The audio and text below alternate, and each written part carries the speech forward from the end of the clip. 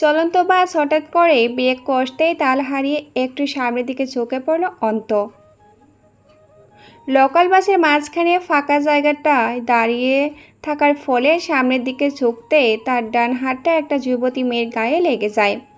এমনিতেই লাজুক ছেলে অন্ত, মেয়েটির গায়ে হাত লাগতেই সাথে সাথে হাত গুটিয়ে এনে সে একটু কাছুমাছু করে সরি বলে মেয়েটিকে, কিন্তু মেয়েটি যেন শান্ত হয় না। আধো লাল চোখ দুটো দিয়ে ঢেপ ঢেপ করে তাকিয়ে থাকে অন্তর দিকে, ফুপিয়ে শ্বাস নিতে থাকে। অন্ত সাধারণভাবেই একটু ভীতু প্রকৃতির, তবে সে আগে ভীতু ছিল না। অন্যায় দেখলে অটোপথে প্রতিবাদ করত, কিন্তু একবার অন্যায়ের প্রতিবাদ করতেই উল্টো মানুষের মার খায় সে। যার বিরুদ্ধে প্রতিবাদ করেছিল সে তাকে কিছু বলেনি, কিন্তু তার অপর পাশের মানুষগুলোই তাকে মেরেছিল। মাথায় অনেক গুলি ঘুষি খাওয়ার পরে তার মাথা ঝিমঝিম করতে থাকে। তখন কেউ একজন এসে তাকে বাঁচায়, কিন্তু অন্ত একসময় মার্শাল আর্ট শিখেছিল, কিন্তু ওই দিন সে কোনো প্রতিবাদ করেনি, মার খেয়েছিল চুপ করে।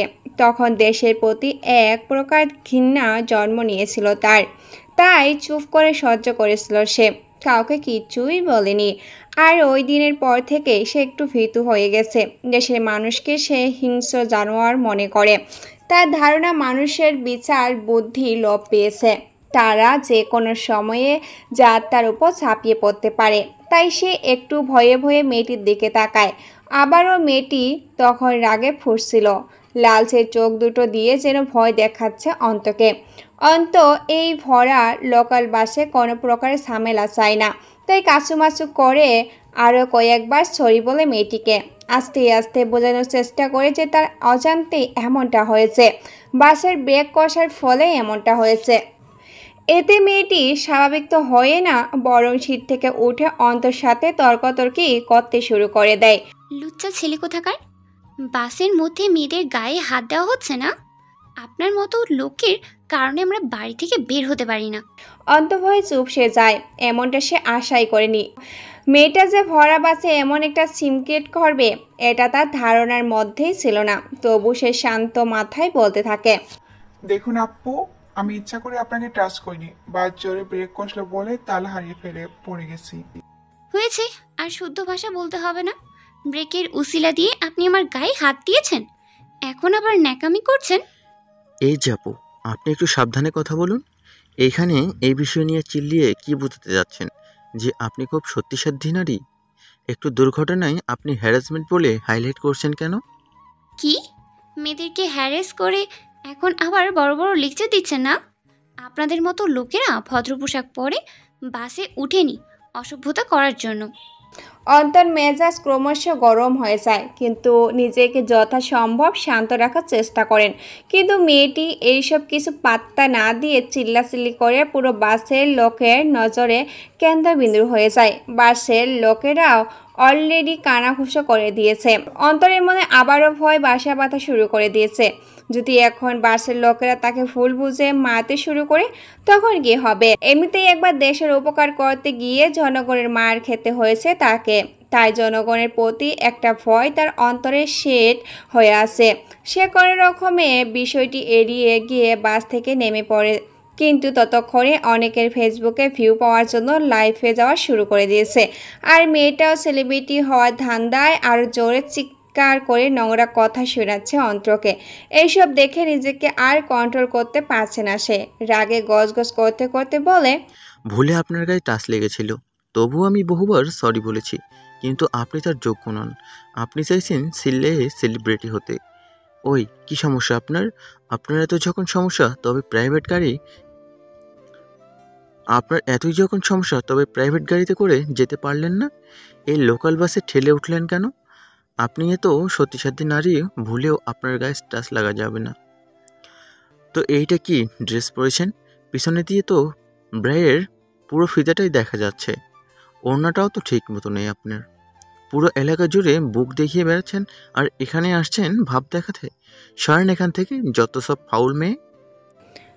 অন্তরের কথাগুলো মেয়েটির মোটেও পছন্দ হয়নি, আর সে আরও রেগে যায় আর ফুঁসতে থাকে। মানুষের দিকে তাকাতেই বিচার দেওয়ার ভঙ্গিতে বলতে থাকে, তাকিয়ে তাকিয়ে তামাশা দেখছেন আপনারা? একটা বদমাশ ছেলে আমাকে যা ইচ্ছে বলে যাচ্ছে আর আপনারা চুপচাপ দেখছেন। আজকে যদি আপনার বোনের সাথে এমন হতো তবে কি আপনারা চুপ থাকতেন? মেয়েদের কথা শুনলে এমনিতেই অনেক ছেলে সুপারম্যান হয়ে যেতে চায়, তার উপর এমন একটা পরিবেশে আবার 3-4টা ফোন দিয়ে ফেসবুক লাইভ চলছে। এখন কিছু করতে পারলে সেলিব্রিটি হওয়া ঠেকায় কে? ছেলেগুলোর ভিতরে রক্ত টকবক করতে শুরু করে দিয়েছে। ফেসবুক লাইভে অনেক কমেন্ট করতে শুরু করে দিয়েছে, মারে শালাকেই মার, বাসে উঠিয়ে মেয়েদের স্পর্শ করার জন্য। এসব দেখে তো ছেলেগুলো আর নিজেদের সেলিব্রিটি হওয়ার চিন্তা মাথা থেকে ফেলতেই পারে না। অন্তকে মারতে উদ্যোগ হয় কয়েকজন। বাসায় প্রায় অধিকাংশ লোকই এখন অন্তর বিরুদ্ধে। অন্ত অবস্থা বুঝতে পেরে সবাইকে বোঝাতে চায় যে ও ইচ্ছা করে টাচ করেনি, ভুল করে লেগে গেছে। কিন্তু কে শুনে কার কথা? কয়েকটি ছেলে মিলে অন্তকে মারতে শুরু করে দেয়।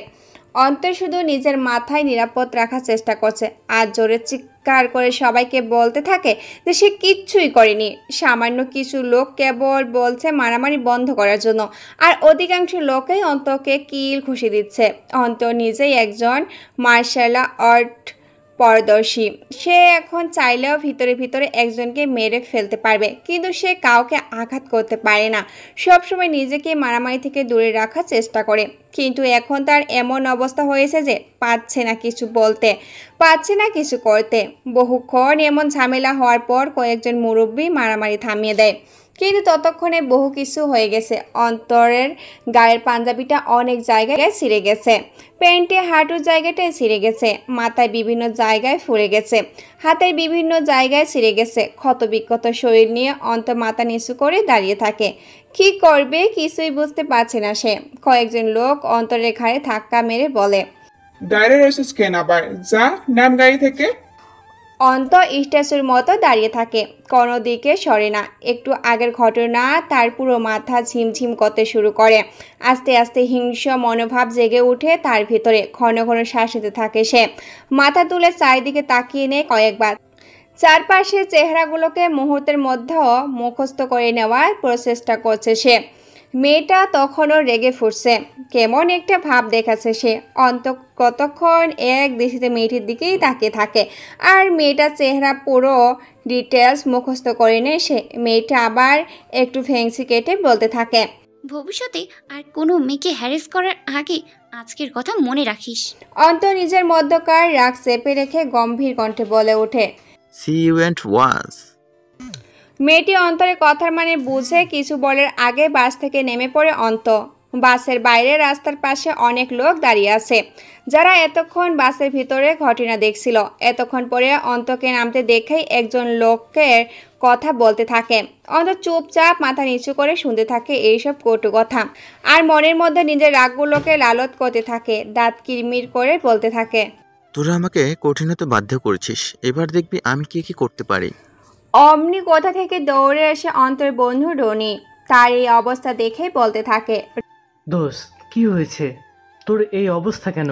জানতে হবে না তোকে, তুই শুধু মোবাইলটা নিয়ে ওই বাসে যা, আর বাসের সবগুলো যাত্রীর ছবি তুলে নিয়ে আয়। আর বাসের মধ্যে যে গাঢ় আকাশি রঙের কাপড় পরা একটা মেয়ে আছে, আর তার কয়েকটা ছবি তুলে নিয়ে আয়। কিন্তু কি হয়েছে সেটা তো বলবি আগে। তোকে যা বলেছি সেটাই কর, এখন বেশি কথা বলিস না। রনি আর বেশি কথা না বাড়িয়ে অন্তর কথা মতো বাসের সবার ছবি তুলে আনে।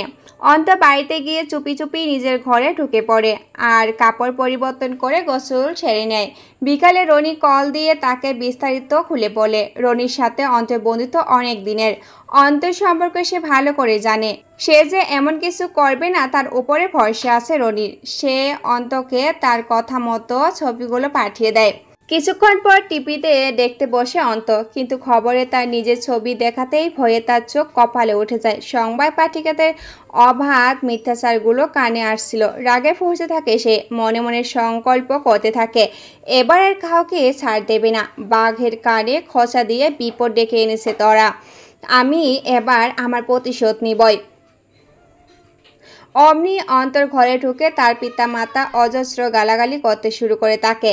অন্ত কিছুতে তাদের বিশ্বাস করাতে পারে না যে তার কোনো দোষ ছিল না। অন্তর বাবা কিছুই বুঝতে চায় না, ওনারা কেবল একটাই কথা, তুই এই মুহূর্তে বাড়ি থেকে চলে যা। আর কোনোদিনও এই বাড়িতে বা আমার চোখের সামনে যেন তোকে না দেখি। অন্তরের হৃদয়টা এবার ক্ষত বিক্ষত হয়ে যায়। জন্মদাত্রী মাও যখন আজকে তাকে বিশ্বাস করতেছে না, তখন আর কাকেই বা বোঝানোর বৃথা চেষ্টা করবে সে। 2 সেট কাপড় ব্যাগে নিয়ে মানি ব্যাগ আর মোবাইলটা পকেটে নিয়ে ঘর থেকে বেরিয়ে যায় সে। চারিদিকে সে এখন পরিচিত মুখ। কোনো বন্ধু তাকে নিজের বাড়িতে থাকতে দিতে নারাজ। অন্ত কাউকে কিছুই বলে না, কোনো প্রকার প্রতিবাদও করে না। ব্যাগটা কাঁধে নিয়ে সোডিয়াম বাতির আলোর নিচে উদ্দেশ্যহীনভাবে হাঁটতে থাকে সে। আজ আর কেউ জানে না অন্ত কি আবার তার আগের মতো জীবন ফিরে পাবে, নাকি প্রতিশোধের নেশায় আর ঘৃণার রক্ত পিপাসুদের একজন হয়ে উঠবে সে। কালো ক্যাপ মাথায় দিয়ে নিজের চেহারা আড়াল করে মোবাইলটা হাতে নেয় অন্ত। বাস স্টেশনে একটা ফাঁকা জায়গায় বসে ফেসবুক লগ ইন করতে দেখে শতখানি মেসেজ এসে জমা হয়ে আছে। সে ইনবক্সে ঢুকে মেসেজগুলো দেখতে লাগলো এক এক করে। কেউ কেউ তো লিঙ্কটা পাঠিয়ে লিখেছে, এসব কি ভাই? আপনি এত খারাপ, আগে জানা ছিল না। আর কেউ কেউ তো ভিডিওটার স্ক্রিনশট পাঠিয়ে দিয়েছে। একা আপনিই না, আপনাকে আগে অনেক ভালো জানতাম, কিন্তু তলে তলে এই। আর কিছু লোক যারা একদম পরিচিত, তারা টিভিতে প্রচার হওয়া সংবাদ কয়েকটি ছবি পাঠিয়ে ডিসে ভেসে থাকা শিরোনাম লাল কালি দিয়ে মার্ক করে পাঠিয়ে দিয়েছে। ভাই এসব কি? আপনি তো এত খারাপ না, কিন্তু এইসব কি হয়েছিল ভাই? অন্ত মেসেজগুলো দেখে এবার কাঁদে, আবার পরক্ষণেই একটা বাঁকা হাসি দিয়ে মনে মনে বলতে থাকে, পস্তাবি, তোরা খুব পস্তাবি। ঘুমন্ত সিংহকে জাগিয়ে তুলেছিস তোরা, এখন কেবল স্বীকার করার পালা। পকেট থেকে মানিব্যাগ বের করে দেখে হাজার কয়েক টাকা আছে। এই কয়েক টাকা দিয়ে চেহারা লুকিয়ে আর কয়েকদিন থাকা খাওয়া যাবে। যা করার খুব তাড়াতাড়ি করতে হবে। রনিকে কল দিয়ে একটা বাসার ব্যবস্থা করতে বলে। একদম নিম্নমানের একটা বাসা খুঁজে দেয় রনি। সাথে সাথে দুঃখ প্রকাশ করে এই খারাপ সময় সঙ্গী হতে পারছে না বলে। অন্ত মুচকি হাসে, রনিকে সান্ত্বনা দেয়। কালো ক্যাপটা ভালো করে মাথায় দিয়ে মাথা নিচু করে বাসার উদ্দেশ্যে রওনা দেয় সে। এক কদম করে আগে বাড়ছে আর গভীর চিন্তা করছে পরবর্তী পদক্ষেপের জন্য। বাসায় পৌঁছতেই একটা বড়সড় মাস্ক পরে লাগিয়ে একজনের কাছ থেকে চাবি নেয় সে। লোকটি অন্তরের কাছে চাবি দিয়ে চলে যায়। রুমে প্রবেশ করে পুরো রুমটা ভালো করে পর্যবেক্ষণ করে নেয় সে। সব কিছু নিজের অনুকূল দেখে ফ্রেশ হয়ে মোবাইলটা হাতে নেয় আবার। দিনের ঘটনা যতগুলো লাইভ আছে সবগুলো দেখে নেয় সে। মনোযোগ দিয়ে দেখতে দেখতে পুরোটাই মুখস্থ করে ফেলে। এমবি শেষ হয়ে যাচ্ছে দেখে লাইভ দেখা বন্ধ করে দেয়। বিকাশ অ্যাকাউন্ট চেক করে দেখে অনেক টাকা আছে। বিকাশ থেকে কিছু টাকা রিচার্জ করে নেয় এমবি কেনার জন্য। 3 জিবি ডাটা কিনে ইউটিউবে ঢুকে। ইতিমধ্যে কয়েকটি সংবাদ চ্যানেলেও ওই মেয়েটির সাক্ষাৎ নিয়ে সংবাদ প্রচার করছে। অন্ত ফেসবুক ইনবক্স থেকে সেই চ্যানেলগুলোর নাম দেখে নেয়। অতঃপর চ্যানেলগুলোর ওই সংবাদটা অফলাইন সেভ করে নেয়। নিউজে মেয়েটির ছোটোখাটো একটা পরিচয় দেওয়া হয়েছে। ও যতটুকু দরকার ছিল অন্তর সেই মেয়েটির পরিপূর্ণ ঠিকানা নোট করে নেয়। অন্ত আবার পুরো সংবাদ শুনতে থাকে। সংবাদ পাঠকের প্রতিটা কথায় অন্তরের হৃদয়ে বিষাক্ত তীরের মতো আঘাত করতে থাকে। ক্রমশ রাগে ফেটে পড়তে শুরু করেছে সে। শুধু দাঁতে দাঁত ঘষতে ঘষতে পুরো সংবাদ শুনে আর প্রতিশোধের ইচ্ছায় জ্বলতে থাকে। সংবাদ দেখা শেষ হতেই ফেসবুক থেকে মেয়েটির আইডি খুঁজে বের করে উঠে পড়ে লাগে সে। মেয়েটির নাম হলো নুসরাত জাহান। এই নাম ফেসবুকে অনেক কমন। মেয়ের আইডি 50% নামেই মনে হয় নুসরাত। তাই খুঁজতে বের হতে একটু বিপাকে পড়তে হয়েছে অন্তর, কিন্তু হাল ছাড়ে দেয়নি সে। অনেকক্ষণ খোঁজাখুঁজির পরে মেয়েটির ফেসবুক আইডি খুঁজে পায় সে। ইতিমধ্যে মেয়েটি ফেসবুকে বেশ জনপ্রিয় হয়ে উঠেছে, প্রায় 10,000 ফলোয়ার্স বানিয়ে ফেলিয়েছে। অন্ত আবারও সেই ভয়ঙ্কর অর্থবহুল বাঁকা হাসি দেয়। মেয়েটির আইডিটা সে ফার্স্ট করার পরে একটা মেসেজ পাঠিয়ে দিয়েছে, অন্যের সম্মান জবাই করে সেলিব্রিটি হওয়ার জন্য আপনার পরিকল্পনাটা অসাধারণ ছিল, কিন্তু আপনি ভুল মানুষকে ব্যবহার করে ফেলেছেন। আপনি আমার নিরাপত্তা দেখেছেন, কিন্তু থাবা দেখেননি। আমার থাবা থেকে বাঁচতে পারে না এমন কোনো লোক খুবই কম আছে। See you. মেসেজে লিখে পাঠায় না, ডিলিট করবে এই দ্বিধায় ভুগতে থাকে সে। অবশেষে মেসেজটা পাঠিয়ে দেয় সে। অন্ত জানে মেসেজটা হয়তো নিজের রিকোয়েস্ট হিসাবে জমা হয়ে থাকবে। মেয়েটা তো এখন সেলিব্রিটি হয়ে গেছে, সব মেসেজ চেক করার কি করে সময় আছে তার? কিন্তু অন্তর ভাবনাকে ভুল প্রমাণিত করে দেয় মেয়েটি। আধা ঘন্টা পরেই মেয়েটি অন্তর মেসেজ দেখে, আর মেয়েটি গালাগালি দিয়ে মেসেঞ্জার ব্লক করে দেয়। অন্তর রিকোয়েস্টটা না কেটে ফলো করে মেয়েটিকে। কিছুক্ষণ পরেই একটা নোটিফিকেশন আসে অন্তরের কাছে। চেক করে দেখে মেয়েটি তার রিকোয়েস্ট অ্যাকসেপ্ট করে নিয়েছে। অন্তর চিন্তা করে পায় না এমনটা করে কারণ কি, তবে কারণটা স্পষ্ট হয়ে যায়। মেয়েটি অন্তরের করা মেসেজের স্ক্রিনশট নিয়ে নিজের টাইমলাইনে পোস্ট করছে, আর সাথে অন্তর আইডিটা ট্যাগ করে দেয়। অন্ত এতক্ষণে বুঝতে পারে আসল কাহিনীটা। মেয়েটি অন্তকে অপমান করতে আর নিজের অবস্থাটাকে আরও একটু পাকাপোক্ত করতে এমনটা করছে। মুহূর্তের মধ্যে লোকজন এসে অন্তকে গালাগালি দিয়ে শুরু করছে। অন্তর বিষয়টিতে মোটেও রাগ করবে না, বরং লাইভ করা ছেলেগুলো পরিচয় জোগাড় করতে ব্যস্ত হয়ে পড়ে। খিদায় অন্তর পেট চো চো করতে শুরু করেছে, কিন্তু কাজ ছেড়ে ওঠে না সে। সবগুলো ছেড়ে পরিচয় জোগাড় করা শেষ হতেই মোবাইলটা টুং টুং শব্দ ব্যাটারি ল হওয়ার সংকেত দেয়। মোবাইলটার চার্জে লাগিয়ে খাবার তৈরি করতে যায় সে। খাবার খেয়ে একটু রেস্ট নেওয়ার জন্য বসতেই মোবাইল ফোনে একটা কল আসে।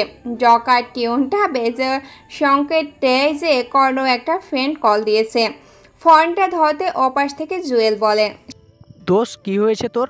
কোনো কিছুই তো বুঝলাম না, তোকে নিয়ে এসব কি সংবাদ প্রকাশ হচ্ছে? এসব নিয়ে ভাবতে হবে না তোকে, সবে তো মাত্র শুরু হয়েছে। আসল সংবাদ তো এখন কেবল শুরু হবে। এই নাম্বারে আর কল দিস না। শান্ত গলায় জবাব দিয়ে কল কেটে দেয় অন্ত। জকার এবার প্রতিটা মুভির অন্তর কাছে আকর্ষণীয় মনে হয়। প্রতিটা মুভি দেখছে সে, আর সে থেকে সম্প্রতি রিলিজ হওয়া নতুন মুভির টিউনটি তার খুব টানে। এই অসহায় মুহূর্তে তার বারবার মনে চাইছে টিউনটা শোনার জন্য। মিউজিক লিস্টের উপরের দিকে থাকা ভিডিওটা মিউজিকটা অন করে সে গভীর মনোযোগের সাথে গভীরভাবে দেখতে থাকে মিউজিকটি। হৃদয় স্পর্শ করা মিউজিকটা চাইতেও অধিক পরিমাণে ভালো থাকে জকারের মুখের হাসিটা। সেই বাঁকা হাসি, ফিলেন পরিচয় আড়ালে মানুষের হৃদয় হিরো হয়ে জায়গা নেওয়া জকারটা অন্তর মনেও জায়গা করে নেয়। কি মনে করি মুখের মাস্ক আর মাথায় ক্যাপ লাগিয়ে রুম থেকে বের হয়ে যায় অন্ত।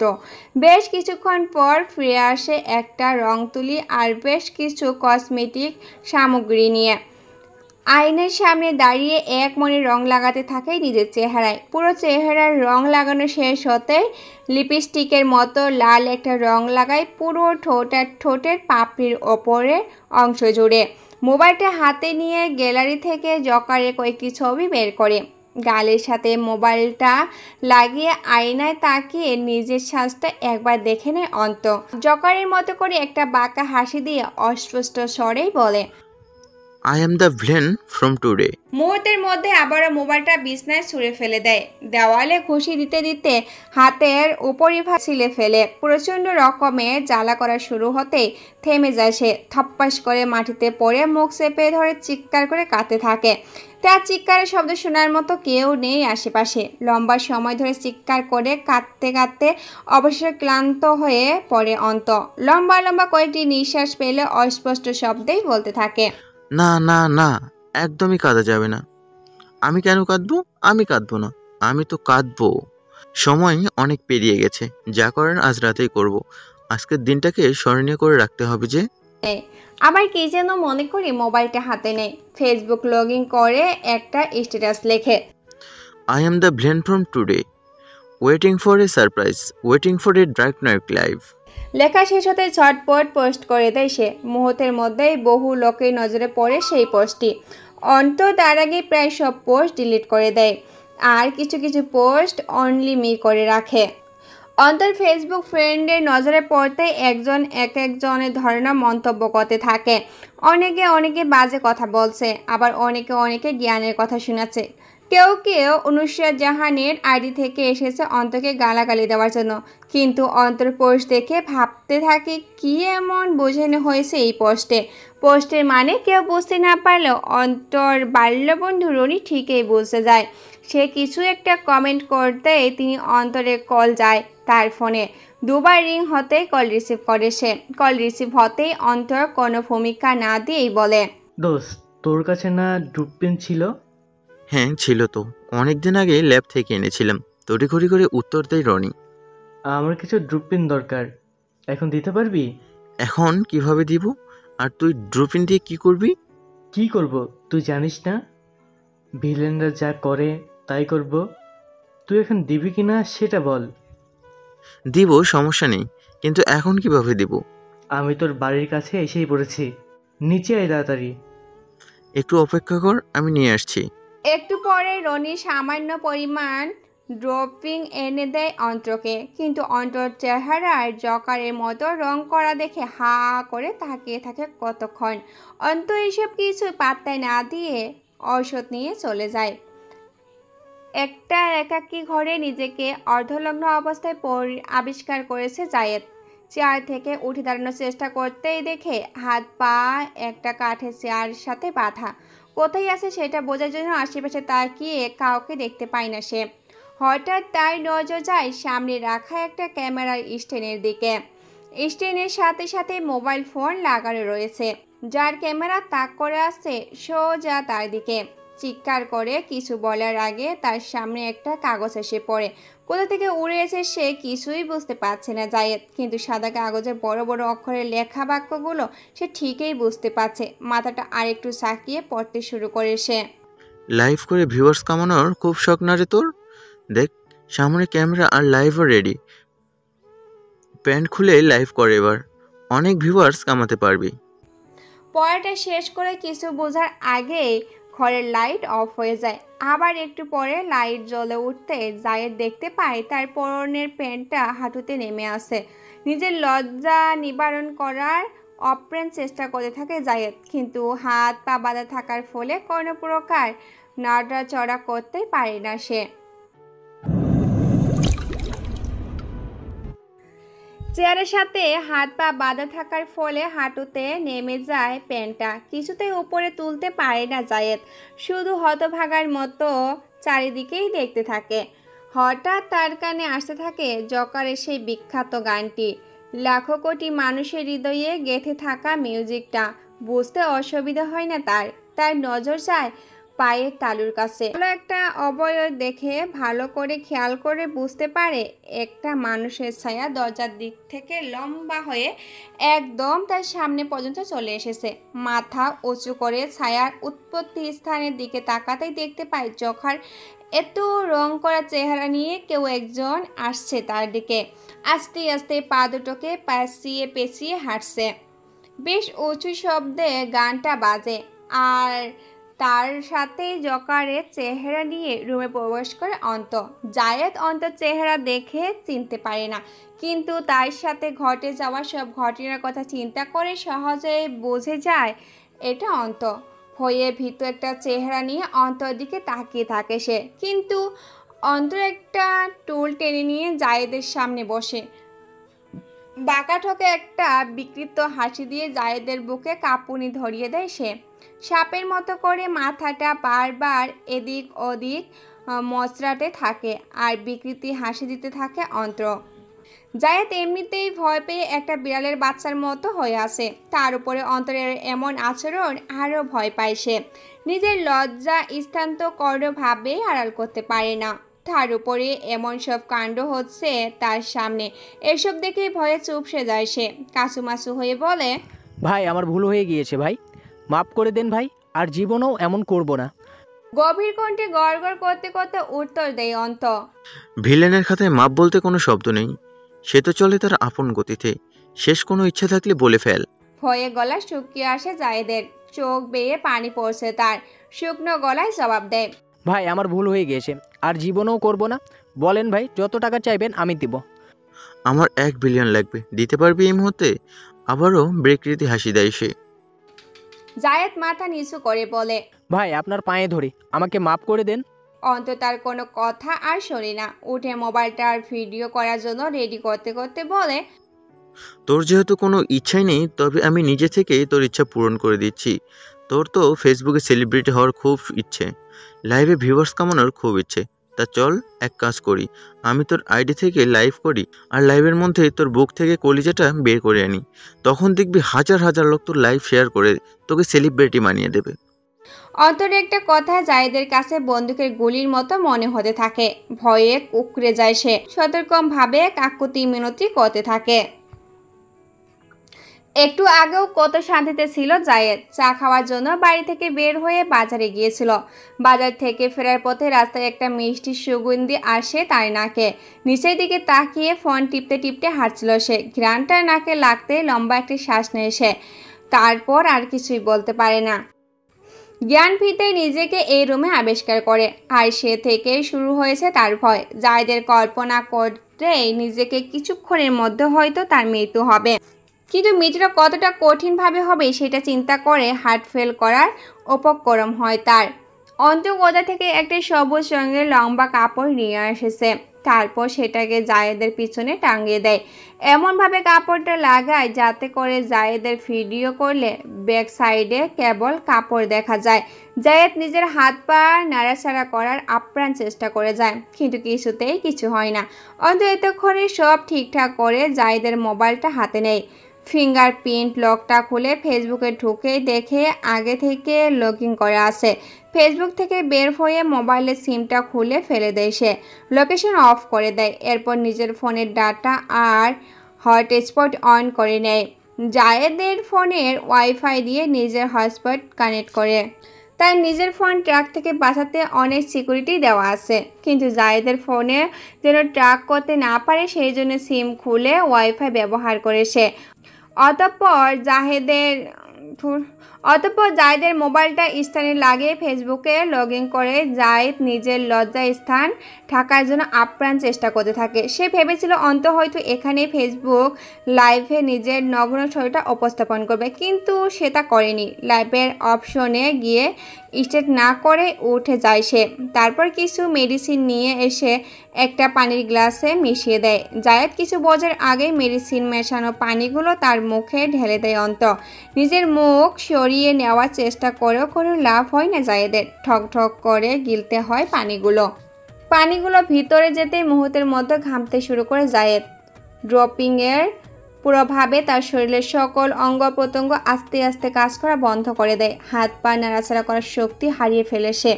তার ছোট্ট ছোট্ট চোখ দুটো কেবল মার্বলের মতো ঘুরতে থাকে। এইসব দেখে উচ্চস্বরে বিকৃত হাসি দিতে থাকে অন্ত। দুহাত প্রসারিত করে শয়তানের মতো হ হ করে হাসতে থাকে সে। জায়েদের কপাল থেকে ঘাম গড়িয়ে পড়তে শুরু করে। আবারও একটা ছোট টুল টেনে নিয়ে জায়েদের পাশে বসে। জায়েদের কানের কাছে মুখ নিয়ে বলতে থাকে, ওই দিন কি শিরোনাম যেন দিয়েছিলি? আমার মতো লোকের কারণে ধর্ষক সৃষ্টি হয়, তাই না? আজকে কি ক্যাপশন দিবি তুই? একটু ঠিক করে দে। কথাটা বলে আবারও আফসোসের ভঙ্গিতে মুখে চু চু ধরনের একটা বিশেষ শব্দ করে বলে, বড়ই আফসোসের বিষয় রে। দেখ, আজকের এই লাইভ তোর আইডিকে সেলিব্রিটি বানিয়ে দিবে, আর এটার কোনো ক্যাপশন তুই দিতে পারছিস না। বড়ই আফসোসের বিষয়। কথাগুলো বলেই মোবাইলটা হাতে নেয় সে। লাইভ স্টার্ট করার আগে ক্যাপশনে লিখে, start a live murder, share this live and wait for see a live murder. গতকাল অন্তরের বিষয়টা নিয়ে লাইভ করে বহু ফলোয়ার জোগাড় করে নিয়েছিল জায়েদ। তাই আজ এমন একটা শিরোনামের লাইভ দেখেই সবাই উৎসুক হয়ে এক দৃষ্টিতে লাইভ দেখতে থাকে। লাইভ স্টার্ট হওয়ার কিছুক্ষণ পরে প্রায় 100খানি মানুষ দেখে শুরু করেছে। অমনি ক্যামেরার উপরে রাখা আঙ্গুল সরিয়ে ফেলে অন্ত। মুহূর্তের মধ্যেই সবার চোখের সামনে ভেসে ওঠে জায়েদের লগ্ন শরীরটা। সবাই মাথা ছিটকে সরিয়ে নিলেও আশেপাশে পরিবেশটা একটু দেখে নিয়ে একান্তই দেখতে থাকে লাইভটি। জায়েদের পরিচিত বন্ধুরা দেখার সাথে সাথে তাকে চিনে ফেলে, কিন্তু কথায় কেন এমন হচ্ছে এসব কিছুই জানে না তারা। সবাই লাইভটা বিভিন্ন রূপে আর নিজের টাইম লাইনে শেয়ার করতে শুরু করে দেয়। মুহূর্তের মধ্যে লাইভে 500 জন জমা হয়ে গেছে। অমনি ব্যাকগ্রাউন্ডে বেজে উঠেছে জকারের মিউজিক। সিচুয়েশনের সাথে মিউজিকটা আস্তে আস্তে নামিয়ে নিয়ে শুরু করে আর লোকজনও জমতে শুরু করে। তখন হঠাৎ করে ক্যামেরার সামনে নিজের চেহারা দেখায় অন্ত। পুরো মুখে জকারের মতো আর্ট করা দেখে কেউ বুঝতেই পারে না। অন্ত আবারও ভিলেনের মতো একটা বাঁকা হাসি দিয়ে বলে, hello guys, welcome the villain walls. Welcome to a live operation. Please share this live and see the next episode. মুহূর্তের মধ্যে শত শত বার শেয়ার হতে থাকে লাইভটি। অন্ত একটা টেবিলে পা দিয়ে টেনে নিজের কাছে নিয়ে আসে। টেবিলে সাজিয়ে রাখা ছোট্ট ছোট চাকু আর বিভিন্ন ধরনের সিরিজে দেখে সবাই চমকে যায়। অপরদিকে জায়েদ তো ড্রপিংয়ের প্রভাবে নড়তেও পারে না, কিছু বলতেও পারে না, কেবল এইসব দেখে ভয়ে ঘামতে থাকে। ঘাম বেয়ে বেয়ে পড়তে থাকে তার বুকে। অন্ত একটা ছোট চাকু নিয়ে কতক্ষণ নিজের তলতে ঘষতে থাকে পেশাদের নাপিদের মতো। তারপর হঠাৎ করে একটা পোজ বসিয়ে দেয় জায়েদের বাম হাতের আঙ্গুলে। আঙ্গুলটা মাঝখান থেকে কেটে মাটিতে গিয়ে লাফাতে থাকে টিকটিকি লেজের মতো। জায়েদের হাত থেকে রক্ত ফিনকি দিয়ে বেরিয়ে যায়। কয়েক ফোঁটা সোজা মোবাইলের ক্যামেরায় গিয়ে লাগে। লাইভ দেখতে থাকা লোকগুলো এমন আকস্মিকতায় লাফ দিয়ে ওঠে, তাদের শরীরের লোমগুলো দাঁড়িয়ে যায়। জায়েদের বন্ধুরা কী করবে কিছুই বুঝতে পারে না, শুধু পানি ছল ছল করা চোখে লাইভ দেখতে থাকে। এরই মধ্যে শত রকমের কমেন্ট এসে জমা হওয়া শুরু করেছে। অন্ত সেদিনে নজর না দিয়ে জায়েদের বাম হাতের আরেকটা আঙ্গুল কেটে ফেলে। ওষুধের প্রভাব, জায়েদ একটু নড়তে পারছে না। তীব্র অসহ্য যন্ত্রণার ভিতরে ভিতরে কাতরাতে থাকে সে। চল চল দৃষ্টিতে তাকিয়ে থাকে অন্ত চোখের দিকে, কিন্তু অন্ত মনে আজ কোনো মায়া নেই। সে নির্দয়ার মতো জায়েদের পুরো শরীরে বিভিন্ন জায়গায় কাটতে থাকে। হঠাৎ অন্তরে নজরে পড়ে জায়েদের একটা বন্ধুর মেসেজ। অন্তর হৃদয় বিদায়করভাবে জায়েদের প্রাণ ভিক্ষা চাইছে সে। অন্তর তার কমেন্টটা দেখে বলে, দুঃখিত, আমি তাকে বাঁচিয়ে রাখতে পারছি না, তবে শাস্তিটা একটু কম করে দিচ্ছি। আশা করি এটা আপনার পছন্দ হয়ে যাবে। কথাটা বলেই টেবিল থেকে একটা বড় চাকু হাতে নেয়। ক্যামেরার দিকে তাকিয়ে ভিলেনের মতো একটা বাঁকা হাসি দিয়ে চোখের পলকেই একটা পোজ বসিয়ে দেয় জায়েদের গলায়। দর্শকরা সবাই হা হয়ে তাকিয়ে থাকে ফোনের স্ক্রিনের দিকে। জায়েদ চেয়ারটা নিয়ে কাত হয়ে ফ্লোরে পড়ে যায়। কাটা গলা থেকে গট গট শব্দ আসতে থাকে, তার রক্ত ছিটকে বের হতে থাকে। মুহূর্তের মধ্যে ফ্লোরে পিছিয়ে রাখা পলিথিনের রক্ত লাল হয়ে যায়। সবাই যখন এক দৃষ্টিতে তাকিয়ে আছে জায়েদের কাটা মাথার দিকে, অমনি ক্যামেরাটা নিজের দিকে ঘুরিয়ে নেয় অন্ত। আবার সে বিকৃত বাঁকা হাসি দিয়েই বলে, I hope you are enjoy it. And by all, wait for the next operation. জায়েদের বন্ধুগুলো চিৎকার করে কাঁদতে শুরু করে দেয়, কিন্তু অপর প্রান্তে অন্তরের কানে তার শব্দ পৌঁছায় না। সে দু হাত প্রসারিত হ হ করে হাসতে থাকে শয়তানের মতো। ভোরবেলা গাড়ি নিয়ে ঘর থেকে বের হয়ে একটু যেতেই হেডলাইনের আলোয় একটা বড় বস্তা দেখতে পায় ওসি রাশেদ সাহেব। হার্ট ব্রেক গাড়ি থেকে নেমে গিয়ে বস্তাটা নাড়া দেয় সে। নাড়া দেওয়ার সাথে সাথে বটকা একটা গন্ধ, ওনার নিঃশ্বাস বন্ধ হয়ে আসে। তাড়াতাড়ি মুখে রুমাল চেপে ধরে পিছনের দিকে ফিরে আসতে থাকেন তিনি। অমনি একটা ভিন্ন জিনিস দেখে থমকে দাঁড়ায়। এই শোনো না, প্রতিদিন ভালোবাসার নতুন নতুন গল্প পেতে ও শুনতে চাইলে আমাদের আলোর ডায়েরি চ্যানেলটি সাবস্ক্রাইব করে পাশে থাকা বেল আইকনটি বাজিয়ে দিও, কেমন? অন্ত বুদ্ধি করে ফ্লোরে পলিথিন কাগজ বিছিয়ে রেখেছিল, কারণ সে জানতো রাগের মাথায় কিভাবে মেরে ফেলবে, তখন রক্তের রুম ভেসে যাবে। তাই বড় পলিথিন বিছিয়ে রেখেছিল ফ্লোরে। জায়েদ গলা কাটে লাশটা যখন কাঁপতে কাঁপতে শেষ নিঃশ্বাস ত্যাগ করে, তখন অন্ত আবারও সেই বিকৃত হাসি দিয়ে মেতে ওঠে। হাসির মাঝে হঠাৎ করে আবার গম্ভীর হয়ে যায় সে। জায়েদের লাশটা তাড়াতাড়ি প্যাকেট করে নেয়। অতঃপর ওই থানার ওসি বাড়ি থেকে বের হওয়া পাকা রাস্তায় ফেলে আসে। রক্তর খেলায় মেতে ওঠার আগে হাতে গ্লাভস পরে নিয়েছিল সে। তাই জায়েদের মোবাইলের ফোনে তার কোনো ফিঙ্গারপ্রিন্ট থাকায় টেনশনে নেই। ওয়াইফাই সেভ হিস্ট্রি থেকে নিজের ফোনের নামটা ডিলিট করে দেয় সে। তারপর সেটা ওই রাস্তায় ফেলে আসে। তবে রাস্তায় ফেলে আসার আগেই ফোনে কিছু সিস্টেম চালু করে দেয় সে। ওসি রাশেদ সাহেব কাটাছেঁড়া রাশের গন্ধয় রুমাল দিয়ে মুখ চেপে ধরে পিছনে ফিরে আসতেই রাস্তার ধারে একটা মোবাইল দেখতে পায়। রাস্তায় অনেকক্ষণ আগে থেকে পড়ে থাকার ফলে কুয়াশা জমে গেছে সেটার উপরে, তবু ফোনের ডিসপ্লে লাইট অন হয়ে আছে দেখে একটু বেশি অবাক হয়ে যান তিনি। এতক্ষণ একটা ফোনের লাইট জ্বলে থাকবে কি করে? নিজের ফিঙ্গারপ্রিন্ট ফোনে লেগে যাওয়ার ভয়ে রুমাল দিয়ে ধরে ওঠে সেটা। মুখের সামনে আনতেই দেখে একটা পিকচার ভেসে আছে উপরে, একদম একদম কালো একটা পিকচার, উপরে অনেকগুলো লেখা আছে লাল রঙের। হ্যালো স্যার, আমি জানতাম এই মোবাইলটা সবার আগে আপনার হাতে পড়বে, আর এটা করার জন্য আমি লাস্টে আপনার বাড়ির সামনের রাস্তায় ফেলে গেছি। আমি নিশ্চিত ছিলাম যে এই রোডে সকালবেলায় সবার আগে আপনিই যাবেন। উফ, আমার চিন্তা এখন করেন না, আগে পুরোটা পড়ুন। I am the villain. আমাকে খুঁজে পাওয়া এতটা সহজ না। ভিলেন তো সেই যে সবাইকে দেখিয়ে কাজ করে, তবুও লোকচক্ষুর আড়ালে থাকে। আর স্ক্রিনটা বাম দিকে টানুন। রাশেদ সাহেব এক মনে কিছুক্ষণ ভাবার চেষ্টা করে, কে আছে এমন যে কিনা একদম মাইন্ড কন্ট্রোল করার মতো করে কথা লিখেছে। ভাবনায় বেশিক্ষণ সময় নিতে পারেননি উনি। ভাবনার কোনো অন্তর না পেয়ে কথা মতো স্ক্রিনটা বাম দিকে টানেন তিনি। সাথে সাথে আরও একটা পিকচার ওপেন হয়, একদম কালো একটা পিকচারের উপরে লাল রঙের লেখা দেখে। আপনি হয়তো এতক্ষণে আমার পরিচয় জানার চেষ্টা করছেন, কিন্তু আন্দাজ করতে পারেননি। তবে শুনে নিন, I am the villain. I am a serial কিলার। অন্ধকার রাতে মুখোশের আড়ালে কিছু অপ্রয়োজনীয় ছেলেমেয়েকে পৃথিবী থেকে ছাঁটাই করার জন্যই আমার কাজ। আমার কাজ। আর এই লাশের পরিচয় জানতে কষ্ট হবে না। খুন কিভাবে হয়েছে তা জানার জন্য পোস্টমর্টমে করতে হবে না। এই ফোনটা থেকে ছেলেটার ফেসবুক আইডি লগ ইন করুন আর টাইমলাইন চেক করুন। খুব সুন্দর একটা লাইভ পেয়ে যাবেন। তারপর স্ক্রিনটা বামে টানুন। ওসি সাহেবের কপাল থেকে ঘাম ঝরতে শুরু করে দিয়েছে। কে আছে এমন যে কিনা তার সাথে এমন চাল খাটাচ্ছে? ওপরের পিকচার ওপেন করতে আবারও একই ধরনের একটা পিকচার দেখতে পায় রাশেদ সাহেব। আপনি হয়তো ভাবছেন আপনার থানা আর কত বড়, আমাকে খুঁজে বের করে ফেলবেন, কিন্তু আপনার ভাবনাটা ভুল। লাশের বাড়ি আপনার থানায় বলে লাশটা আপনার কাছে ফেলেছি। এবার খুঁজতে থাকুন আমায়। তবে মনে রাখবেন, অপ্রয়োজনীয় ছেলে মেয়েদের ছাঁটাই করাই আমার কাজ। I am the villain. সবসময় মুখোশের আড়ালেই থাকি আমি। হয়তোবা আপনার সামনে দিয়েও হেঁটে যাবো একদিন। Late night wait and see. পিকচারের লেখাগুলো পড়ে ওসি সাহেবের মাথায় কেবল একটু গন্ডগোল ছাড়া কিছুই হয়নি। মাত্র 10 ক্লাসে পাশ করে ওসি হয়ে গেছেন যে ব্যক্তি, সে আর কতটুকুই বা বুঝবে। থানায় কল দেন তিনি। মুহূর্তের মধ্যে গাড়ি এসে লাশটা নিয়ে যায়। রাশেদ সাহেব আবারও মোবাইলটা নিয়ে বসেন। ফেসবুক ঢুকে লাইভ দেখতে থাকেন। জায়েদের গলা থেকে ফিকনি দিয়ে বেরিয়ে আসা রক্তগুলো যখন তীরের মতো করে ক্যামেরা দিয়ে লাগে, অমনি চোখ বন্ধ করে দ্রুত মোবাইলের সামনে থেকে মাথা সরিয়ে নেন রাশেদ সাহেব। লাইভটা অফ করে মোবাইলটা রেখে দেন এভিডেন্স হিসাবে।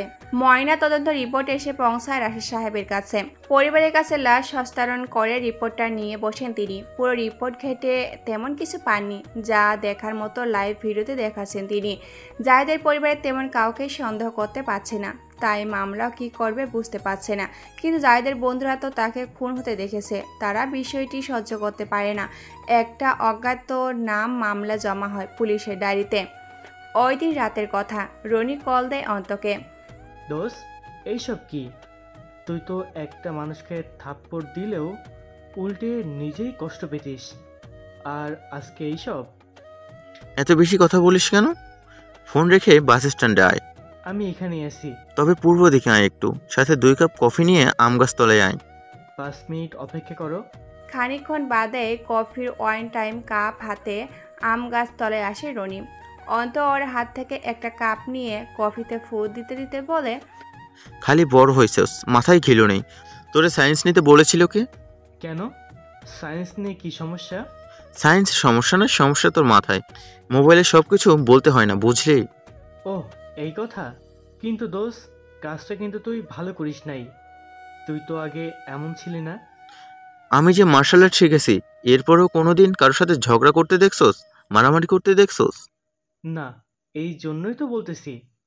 এখন এসব কি শুরু করলি? প্রতিটা মানুষের ভিতরেই এমন একটা সত্তা আছে যা সহ্য করতে পারে, কিন্তু যখনই তার সহ্যের সীমা পেরিয়ে যেতে শুরু করে তখন সে দানবের রূপ নেয়, আর সুযোগ পেয়েই সে বেরিয়ে আসে। ঠিক বুঝলাম না। পদার্থবিজ্ঞান পড়িস না নাকি? প্রতিটা কর্মে বিপরীতমুখী ক্রিয়া আছে, বুঝলি? যে যতটা সহ্য করবে এক সময় না এক সময় তার সমান ধাক্কা দেবে। তো মানব সভ্যতা তো আর জড়বস্তু নয়। সে যে পদার্থের সূত্র মেনে নেবে, মেনে চলবে, সে একটু অধিক হিংস্রই বটে। তাই বলে এত জঘন্যভাবে? এখন যদি তোর উপরে অভিযান আসে যে তুই তোর বাড়ির কাজের মেয়ের উপর শারীরিক প্রভাব খাটিয়েছিস, আর সেটা সারা দেশের টিভি মিডিয়াগুলোতে প্রচার হবে আর ফেসবুকে ভাইরাল হয়ে যাবে, তখন তুই আর কোনোদিনও মুখ দেখাতে পারবি না। ঠিক ওই মুহূর্তে তোর বাবা মারও মনে ঠিক ওই অভিযোগকে সত্য বলে মনে করে তোকে আমি বাড়ি থেকে বের করে দিলে তুই এখন কি করবি? দোস্ত, তোর সাথে যা হয়েছে তা অবশ্যই খুব খারাপ হয়েছে, কিন্তু তুইও তো এখন ওই অভিযোগ থেকে বাঁচার চেষ্টা করতেই পারিস। যখন আমার মা আমাকে অবিশ্বাস করেছিল তখন মাকে বলেছিলাম তুমি তোমার ছেলেকে এতটুকু বিশ্বাস করো না। তখন আমার মা অবিশ্বাস করেছিল, তখন আমি ঠিক করে নিয়েছিলাম এবার আমি অবশ্যই প্রতিশোধ দিব। দোস্ত, কিন্তু তুই অনেক হিংস্র হয়ে যাচ্ছিস, এটা মোটেও ভালো হচ্ছে না। ভালো থাকা অবস্থায় কখনো কেউ আশকার দেয়নি। ওই দিন বাসে মেয়েটাকে নিচু স্বরে বলছিলাম সরি বলেই সে সুযোগ নিয়েছিল। চারদিকে সবাই যখন উল্টো পথে চলে তখন নিজেকে উল্টো পথে ধরতে হয়, নতুবা ধাক্কা খেয়ে মাটিতে মিশে যাওয়ার ভয় আছে। তোর যদি কপালে লাগে তুই এড়িয়ে চলতে পারিস, বাকিটা জীবন না হয় একা হয়ে জ্বলবো। আচ্ছা হয়েছে, বাদ দে। এখন বল, খাওয়া হয়েছে? খেয়ে নিয়েছি, পরে কথা হবে, এখন কাজ আছে। কিসের কাজ? অন্ত কিছুই বলে না। হুডি টুপিটা মাথায় তুলে নিয়ে একটা বাঁকা হাসি দেয়। চিরচেনা এই বিকৃত হাসি মানে বুঝতে একটু অসুবিধা হয় না রনির। সেও একটা পাল্টা বাঁকা হাসি দেওয়ার চেষ্টা করে। হুডি মাথায় দিয়ে অন্ধকারে হাঁটতে থাকে অন্ত। তার ঠোঁট থেকে আসতে থাকা শিরের শব্দ আস্তে আস্তে বাতাসে মিলিয়ে যেতে থাকে। তারই সাথে অন্ধকারে হারিয়ে যেতে থাকে হুডি পরিহিত অন্তর্দেহ। হয়তো নতুন কোনো এক শিকারের খোঁজে যাচ্ছে সে। অন্তরের মোবাইলের গ্যালারিতে কতগুলো স্পষ্ট ছবি আছে রবিনের। অন্ধকার পথে হাঁটতে হাঁটতেই ছবিগুলো মস্তিষ্কের ভিতরে ঢোকাতে থাকে সে। চেহারাটা সম্পূর্ণ মুখস্থ হওয়ার পরে মোবাইলের নোটবুক থেকে তার পুরো ঠিকানা মুখস্থ করে নেয় সে। সম্পূর্ণ প্রস্তুতি শেষে রবিনের বাড়ির উদ্দেশ্যে রওনা দেয় সে। বর্তমান ফেসবুকের যুগে কারো ঠিকানা নেওয়া অতটা কঠিন নয়। রবিনের ঠিকানা নিতেও তার বেশিক্ষণ সময় লাগেনি। শুধুমাত্র একটা ফেক ফ্যামিলি অ্যাকাউন্ট খুলে রবিনকে একটা মেসেজ করে সে। কৌশলগত কয়েক মেসেজ দিয়ে রবিনের ঠিকানা সহ দিনের সম্পূর্ণ রুটিন পর্যন্ত জোগাড় করে নেয় সে। রবিন মেয়ে অ্যাকাউন্ট দেখে ছটফট সব কিছু বলে দেয়। রবিনের এক একটা বোকামি দেখে আর অপর পাশে থেকে ভিলেনের হাসি দেয় অন্ত। সব ঠিকানা নেওয়া শেষ হতেই অ্যাকাউন্টটা ডিএক্টিভ করে দেয়। সব ঠিকানা আর রুটিন মুখস্থ করার পরে সেগুলো মোবাইলে নোট করে নিয়ে রওনা দেয় সে। একদম জায়গা মতো যেতেই রবিনকে পেয়ে যায় সে। মনের সুখে সিগারেট টানতে টানতে হেঁটে যাচ্ছে সে। অন্ত গুটি গুটি পায়ে পিছু নেই তার। সিগারেট হাতে নিয়েই একটা চিপা গলিতে ঢুকে পড়ে সে। গলির অপর পাশে গন্ধ। মোট কথা একটা সুরঙ্গের মতো গলি এটা। রবিন তার ভিতরে গিয়ে এক হাতে সিগারেট টানে ধরতে থাকে আর অন্য হাতে মোবাইল নিয়ে কার সাথে যেন কথা বলে। অন্ত আর এই সুযোগ হাতছাড়া করতে চায় না। গলির ভিতরে ঢুকে পড়ে সেও। অন্ধকার আর মাথায় হুটি টুপি থাকার ফলে অন্তকে চিনতে পারে না রবিন। অন্ত ভিতরে গিয়ে রবিনকে বলে, ভাই সিগারেটটা একটু দেবেন, আমার সিগারেটটা ধরাবো। রবিন কিছু মনে না করে সিগারেটটা এগিয়ে দেয় অন্তর হাতে। অন্ত সিগারেটটা হাতে নিয়ে কতক্ষণ পকেটে হাত দিয়ে বলে, সিগারেট না নিয়ে চলে গেল। ধুর, এখন আবার বাজারে যেতে হবে। রবিনকে আবারও সিগারেটটা ফেরত দেয় সে। রবিন সিগারেটটা নিয়ে আবারও টানতে শুরু করে, কিন্তু দুই টান দিতে অজ্ঞান হয়ে মাটিতে পড়ে যায় সে। অন্ত হ হ করে হাসতে থাকে। অতঃপর পকেট থেকে হ্যান্ড গ্লাস বের করে হাতে লাগিয়ে নেয়। রবিনকে দাঁড় করিয়ে কাঁধে ভর দিয়ে বাইরে নিয়ে আসতে শুরু করে। গলি থেকে বের হতে না হতে তিনটা ছেলে আসে গলিতে ঢোকার জন্য। তারা এসেই যখন দেখে অন্ত রবিনকে কাঁধে ভর দিয়ে নিয়ে যাচ্ছে তখন তারা বুঝে ফেলে কোনো একটা গন্ডগোল হয়েছে। এমনিতেই ছেলেগুলো হচ্ছে রবিনের বন্ধু। তারা সবাই ইয়াবা ব্যবসার সাথে জড়িত। তাই তারা ভেবেছে হয়তো তাদের মতোই কেউ রবিনকে মারতে চায়। তাই দল বেঁধে অন্তকে ঘিরে ফেলে তারা। অন্ত ও রবিনকে ফেলে রেখে চলে যাওয়ার পাত্র নয়। সে রবিনকে কাঁধ থেকে ফেলে দেয়। অমনি রবিনের তিন বন্ধু একসাথে ঝাঁপিয়ে পড়ে অন্তর ওপরে। এক নাগারে মারতে থাকে অন্তর পিঠের উপরে। অন্ত প্রথমে কিছুই বলে না, কিন্তু হঠাৎ একটা ঝটকা দিয়ে তিনজনকে দূরে ছিটকে ফেলে দেয়। আবার একজন উঠে দৌড়ে আসতে থাকে অন্তর দিকে। এতক্ষণে অন্ত তার টেকনিক কাজে লাগায়। ছেলেটার কাছে আসতেই ডান হাতে সোজা করে সে আঙুলগুলো এক সামনে শক্ত করে সোজা করে। ছেলেটা তার কাছে এসে পড়তেই হাতটা কাত করে গা ঘেঁষে ছেলেটার ঘাড়ের মাঝে বরাবর, সাথে সাথে মস্তিষ্কের সাথে সংযুক্ত হওয়ায় শিরা বন্ধ হয়ে গিয়ে অজ্ঞান হয়ে মাটিতে লুটিয়ে পড়ে। আরেকটা ছেলে সে সুযোগ এসে অন্তরের হুডির কলা চেপে ধরে।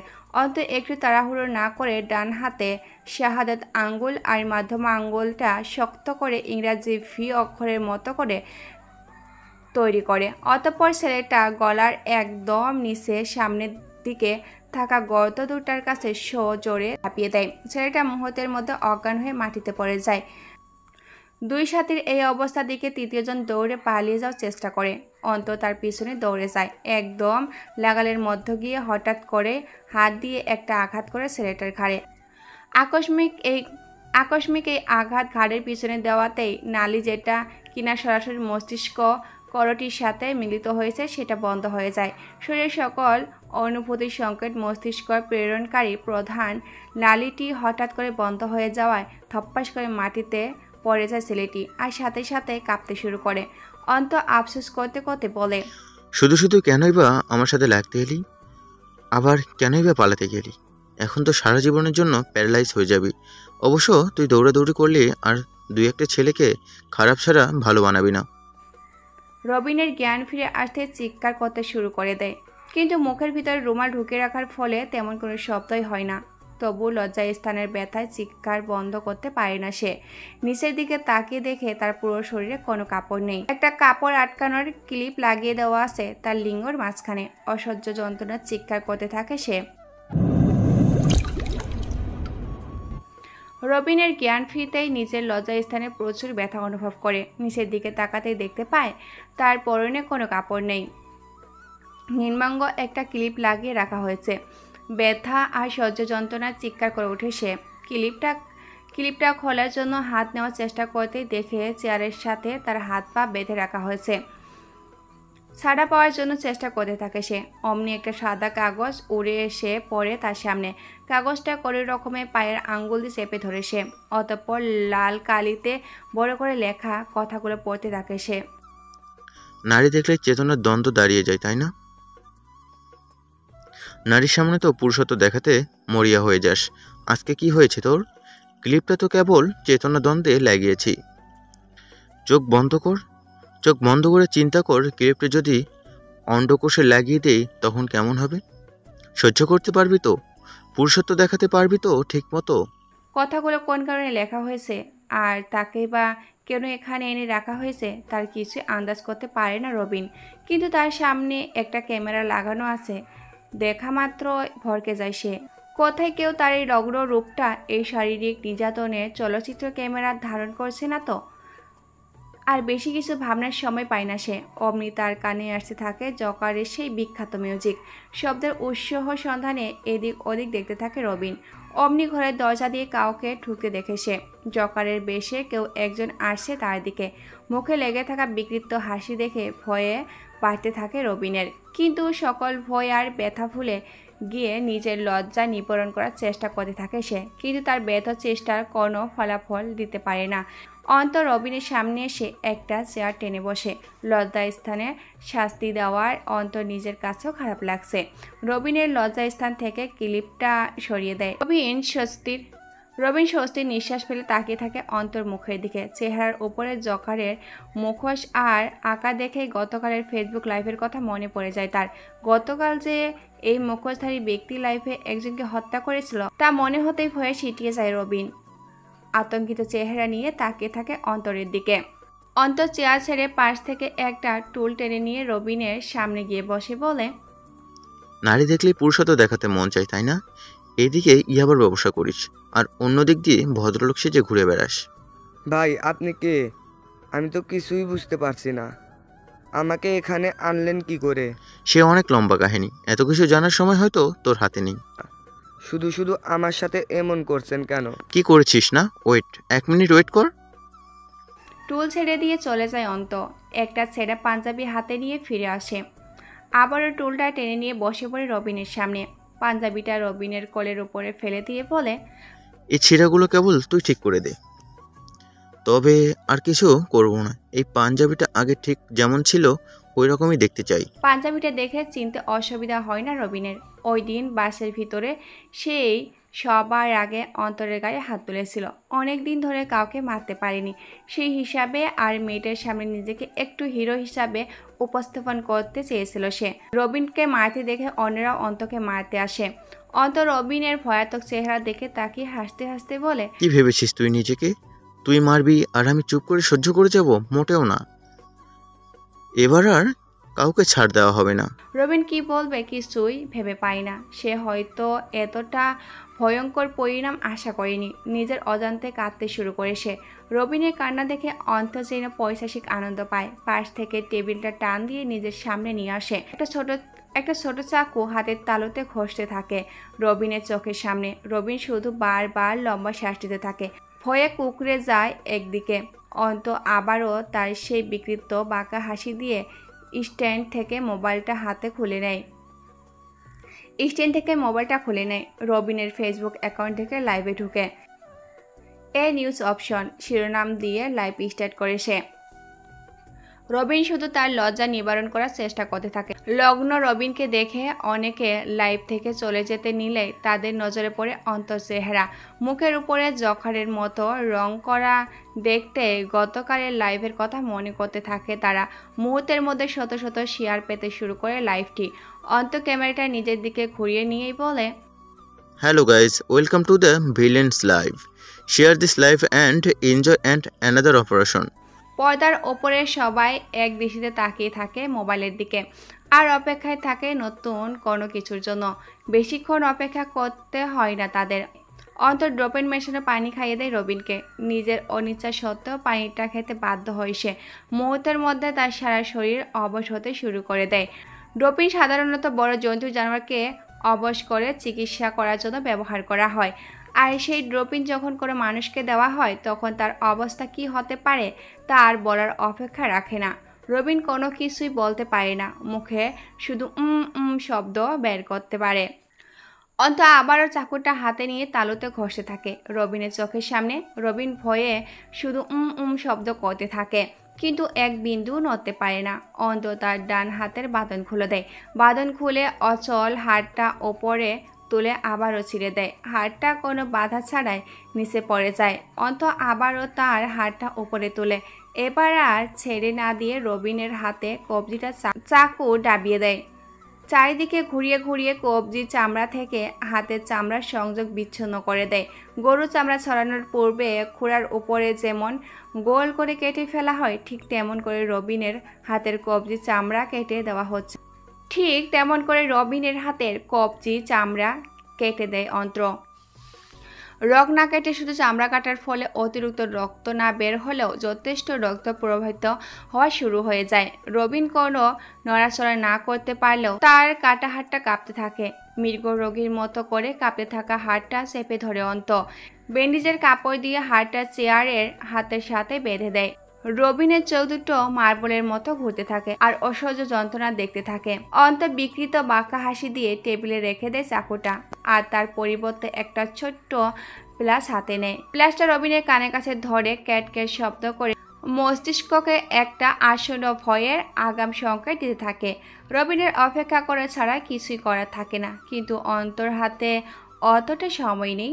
সে আর এক মুহূর্ত দেরি না করে প্লাস দিয়ে রবিনের একটা নখ চেপে ধরে। হঠাৎ করে একটা হ্যাঁচকা টান দিয়ে নখটা বের করে আনে আঙ্গুলের গভীর থেকে। লাইভ দেখে থাকা হাজারো মানুষ আটকে ওঠে।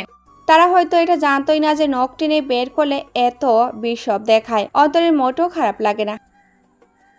হাসতে হাসতে উঠে দাঁড়ায় রবিনের চেয়ারের পিছনে গিয়ে। রবিনের সামর্থ্য নেই পিছনে তাকানোর মতো, তার ক্লান্ত শরীরটা কাত হয়ে আছে। অন্ত নিজের দু হাত দুপাশে ছড়িয়ে ধরে পাখির ডানার মতো, আর হঠাৎ আকস্মিক আঘাত করে রবিনের গলার ঠিক মাঝ বরাবর। দুপাশ থেকে দু হাত দিয়ে চাপাতের মতো আঘাত করতে রবিনের গলা হাড় একটা সূক্ষ্ম শব্দ হয়। খাট সাথে সাথে মস্তিষ্ক আর ফুসফুস একসাথে বন্ধ হয়ে যায়। মুহূর্তের মাঝেই ওপরে পৌঁছে যায় সে। লাইভ দেখে থাকা ব্যক্তিগুলো হা হয়ে তাকিয়ে থাকে। তাদের চোখের সামনে রবিনের দেহটা একদিকে কাত হয়ে পড়ে যায়। বিকেলবেলাতে ফেসবুক ঘাটাঘাটি করছিল সালাউদ্দিন। হঠাৎ মেসেঞ্জারে পুং পিং শব্দ হয়ে একটা চ্যাট হেড ভেসে ওঠে। সালাউদ্দিন ক্লিক করে চ্যাট হেডটায় একটা ভিডিওর লিঙ্ক দেখতে ভিতরে ঢুকে সে। ভিডিওটা দেখে ঘেমে যায় সে। ভগ্ন হৃদয়ে সেখান থেকে বের হয়ে আসে সে। তখনই ওই অ্যাকাউন্ট থেকে একটা মেসেজ আসে। আমার জন্য এই কেসটার তদন্ত করবেন? মুখে হাসি ফুটে ওঠে তার। তাড়াতাড়ি নিজের ব্যাগটা গুছিয়ে রেডি হয়ে যায়। অতঃপর সহকর্মী হৃদি তার নাম্বারে কল দিয়ে বলে, রেডি হয়ে যাও তাড়াতাড়ি, we get a new case. OC সাহেব বাড়ি থেকে বেরিয়ে রাস্তায় আসতে একটা সাদা বস্তা দেখতে পায়। গাড়ি থেকে নেমে গিয়ে বস্তাটা খুলতেই দেখতে পায় রক্তে মাখামাখি অবস্থায় একটা বিশাল লাশ। পচা রক্তের বকাটে গন্ধ নাকে মুখ চেপে ধরেন তিনি। পিছনে চলে আসতেই দেখতে পায় একটা ফোন পড়ে আছে ডিসপ্লে লাইট অন অবস্থায়। ফোনটা রুমেল পেঁচিয়ে হাতে নিতে দেখতে পায় একটা পিকচার ওপেন করে আছে। ওসি সাহেব পিকচারে থাকা লেখাগুলো পড়তে থাকেন। হ্যালো স্যার, আশা করি এবারও মোবাইলটা আপনার হাতেই পড়েছে। আচ্ছা, আপনি এত অবিশ্বাসী কেন? আমি যে ওই দিন বলে দিলাম মার্ডারের ভিডিও লাইভ করা আছে, ময়না তদন্ত করতে হবে না, তবুও ময়না তদন্ত করলেন কেন? আপনি তো দেখি আমার চেয়েও খারাপ। একটা মৃত ব্যক্তিকে কাটাকাটি করার কথা বলতে খারাপ লাগে না? আপনি কি সাইকো না নরখাদক? এত জঘন্য কেন আপনি?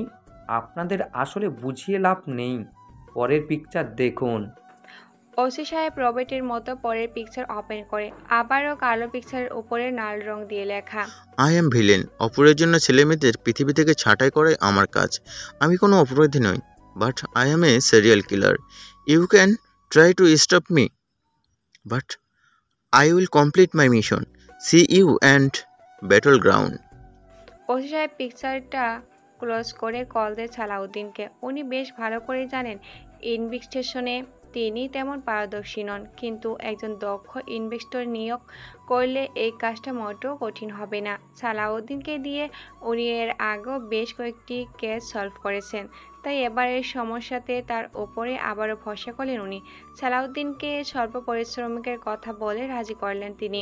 কেসটা হাতে পেয়ে সালাউদ্দিন আর এক মুহূর্ত দেরি করে না। দুপুরে থানায় এসে ফাইলগুলো নিয়ে চলে যায়। দুপুরে খেয়ে কাজ করতে বসে পড়ে সে। 2 দিন ফেসবুক লাইভে 2টা খুন হয়েছে। এই বিষয়টি অবশ্য সালাউদ্দিনের অজানা নয়। প্রাইভেট ডিটেকটিভ হিসাবে রহস্যময় সব ক্রাইমের খবর তার মুখস্থ। ল্যাপটপটা নিয়ে নিজের টেবিলে বসলো সে। ফেসবুক লগ ইন করে প্রথম খুনের লাইভটা দেখতে লাগলো। জায়গায় জায়গায় পজ করে স্ক্রিনশট নিয়ে রাখে সে। অন্তরের মুখে থাকা জকরের মতো রংটা বেশি গাঢ় হওয়ায় চেহারা খুব একটা বোঝা যাচ্ছে না, তাই এই চেষ্টা বাদে বিভিন্ন লাইনে ট্রাই করতে লাগলো। খুন হওয়া দুজন ফেসবুক অ্যাকাউন্ট থেকে যতটুকু সম্ভব পরিচয় জোগাড় করলো তিনি, কিন্তু দুজনের মধ্যে কোনো যোগাযোগ পেল না সে। এইসব কিছু ঘাটতে ঘাটতেই বিকাল হয়ে গেছে। কাজ ছেড়ে নামাজ আদায় করতে গেল সে। নামাজের মধ্যেও দুনিয়ার সব কথা মনে পড়তে থাকে, এটাই স্বাভাবিক। তার ক্ষেত্রেও এটা ব্যতিক্রম হয়নি। কেসের বিভিন্ন বিষয় তাকে ভাবাতে লাগলো নামাজের মধ্যে, কিন্তু হাজারো বাজে ভাবের মাঝখানে একটা জরুরি বিষয় মাথায় ধাক্কা দিল খানিক সময়ের জন্য। বিষয়টি মুহূর্তের মধ্যে আবারও হারিয়ে গেল। সে ওই ভাবনায় মন রাখলো। নামাজ শেষ করে তাড়াতাড়ি গিয়ে বসলো টেবিলে। কর্মচারীকে কফির কথা বলে কাজে মন দিল সে। ল্যাপটপটা পিসির কাছাকাছি বসিয়ে 2টা নিয়ে একসাথেই ফেসবুক লগ ইন করলো। নিজের অন্য একটা অ্যাকাউন্ট দিয়ে লগ ইন করলো পিসিতে।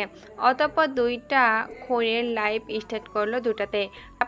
লম্বা সময় নিয়ে লাইভটা মনোযোগ দিয়ে দেখাতেই ভাবনার সাথে মিল পেয়ে গেল। লাইভ দেখা বন্ধ করে ফেসবুকের সার্চ বারে গিয়ে সার্চ করে সে। ভাবনার সাথে সব কিছু একদম খাপে খাপ মিলে গেছে। ল্যাপটপ পিসি অফ করে মোবাইল হাতে নিল সে। সহকর্ম হৃদিতাকে তাড়াতাড়ি কল দিল। কল ধরছে না দেখে বারবার কল দিতে লাগলো সে। অবশেষে কল ধরলো সে। সালাউদ্দিন কোনো ভূমিকা না নিয়েই বলল, তাড়াতাড়ি অফিসে চলে এসো। এই সন্ধ্যার সময়? তাড়াতাড়ি রওনা হতে হবে আমাদের।